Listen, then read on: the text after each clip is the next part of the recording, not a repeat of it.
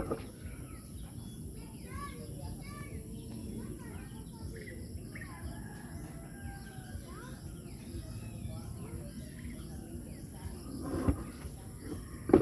morning guys! Join me sa ating pagha-harvest na naman dito sa ating Patola area. May mga pwede na naman tayong makuha dito. Yan. So ilang piraso ang pwede natin harvest today.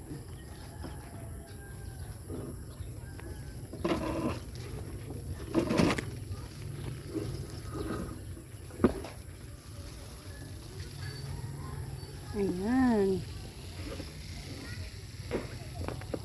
Check out and see, may mga makikita kayo dyan. Pero ang ngayon is to harvest ang pinaka malaki. Kaya nito meron tayo dito dalawa na pinaka maganda.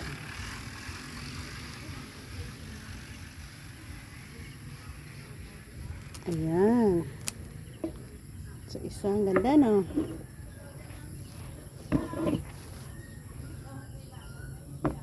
Wow. Makakuha tayo isa. Dito meron din tayo makukuha. Isa dyan. Ito, ang ganda din, oh. Ang gandang size din ito.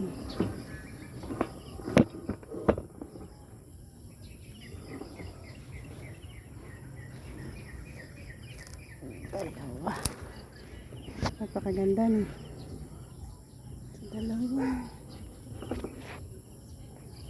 Besides sa patola natin na madami pang sumusunod.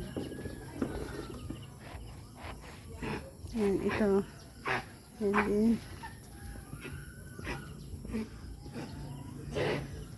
ayan. Meron din dyan, oh. Meron din tayo dito. Iba't iba kasi ang ating itinanim dito. May mga okra, long beans, more on patola. Kita. Yung mga long beans natin na pwede din harvest. Red long beans. Meron din pala tayong mga mushroom dito. Natural growing ng ating mushroom.